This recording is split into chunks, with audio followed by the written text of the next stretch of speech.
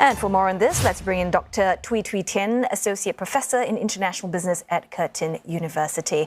First up, let's just talk about China's latest move. What exactly is their objective here? And do you get a sense that maybe Beijing's support of Myanmar is further dividing the world into autocracy versus democracy? Certainly. When the coup occurred, everyone looked to China for help and for influence. Given Myanmar's close ties with China, has been a long-standing trade partner, so China does have influence over the generals. So the world looked towards it, but now China seemed to have, unfortunately, stepped up its trade relationship with Myanmar, the generals, and it has been a worry, as you said, that would divide the world between rights-respecting countries and autocracies. Right. And since the coup, as you've touched on, China has been, I guess, by far the main source of foreign investment in Myanmar. How does Beijing's support for Myanmar's political transition process actually align with its own broader foreign policy goals in the region?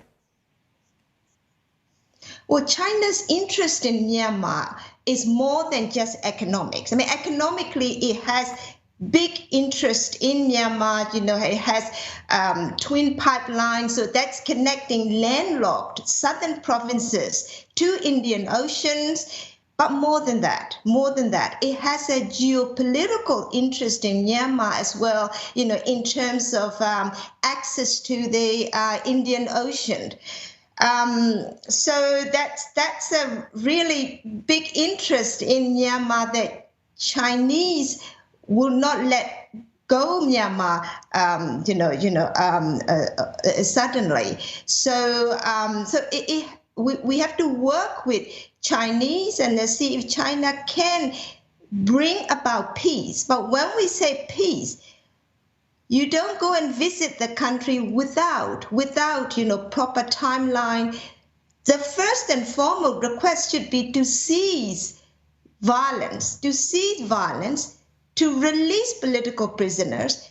Only then the peace talk can meaningfully occur. So it really has outraged the civil society and the activists, for not talking to the alternative government, the NUG, and then a visit like this. And just sort of, elaborating a little bit more on basically you saying that, China should be playing the role of a peacemaker and pushing for that. China did reiterate that it can help improve Myanmar-Bangladesh ties, such as its role in the Rohingya crisis to repatriate the refugees in a pilot program.